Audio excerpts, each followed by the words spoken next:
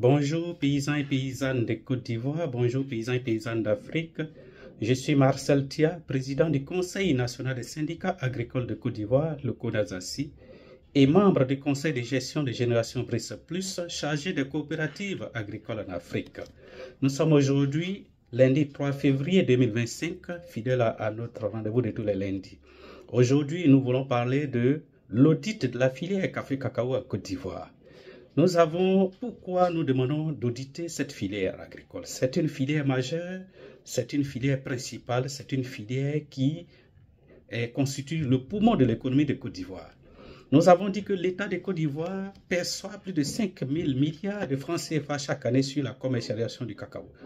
Nous avons dit aussi que les paysans de Côte d'Ivoire ne sont plus rémunérés convenablement. C'est-à-dire qu'au lieu de 60% du prix CAF, les paysans de Côte d'Ivoire perçoivent autour de 20 à 30% du prix CAF aujourd'hui. Ce qui n'est pas normal, ce qui est contraire à l'engagement de l'État de Côte d'Ivoire vis-à-vis des paysans de Côte d'Ivoire.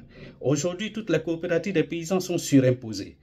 Nous ne savons pas pourquoi, après avoir pris 5 000 milliards chaque année, l'État demande encore aux coopératives des paysans de payer des impôts. Ce n'est pas normal. Et tous les acquis des paysans sous la libéralisation, c'est-à-dire de 2000 à 2010, tous ces acquis-là ne sont plus existants aujourd'hui. Ça n'existe que de nom.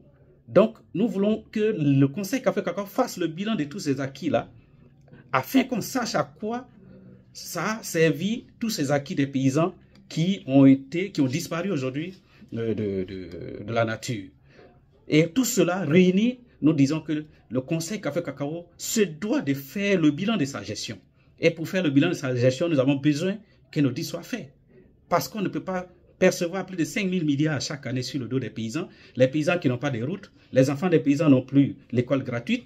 Il y a la rentrée à 2 vitesses en Côte d'Ivoire. Les enfants des autres rentrent en septembre pendant que nos enfants rentrent à partir d'octobre après la fixation des prix.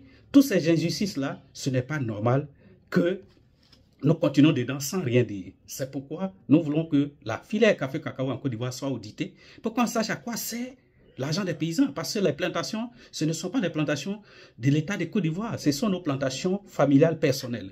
Donc ce que ça rapporte là, on doit nous dire à quoi ça sert pour qu'on sache qu'est-ce qu'on fait de notre argent. Si on ne veut pas prendre en compte nos préoccupations, si on ne veut pas prendre en compte nos revendications, qu'on nous dise qu'est-ce qu'on fait de notre argent. C'est de ça qu'il s'agit.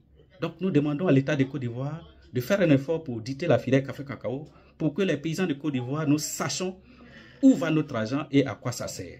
Ceci étant, nous voulons souhaiter une excellente semaine à tous et à tous. En union de prière, nous confions notre sort à Dieu Tout-Puissant pour qu'il vienne en aide aux paysans que nous sommes, qui sommes délaissés aujourd'hui, qui sommes oubliés aujourd'hui par tous les Ivoiriens dans leur ensemble, ce qui n'est pas normal. Quand on dit leur ensemble, c'est vrai, beaucoup d'Ivoiriens commencent à comprendre la situation des paysans, mais les décideurs ne sont pas encore concernés par tout ce que nous disons sur la détérioration des vies des paysans de Côte d'Ivoire en Côte d'Ivoire, la détérioration des vies des paysans en Côte d'Ivoire. Ça n'intéresse pas les décideurs encore, il faut qu'ils ouvrent les yeux, parce que nous avons confié notre combat à Dieu, et Dieu, nous savons qu'il nous donnera satisfaction, on aura la victoire au bout. Merci à tous et à toutes et excellente semaine à chacun et à chacune.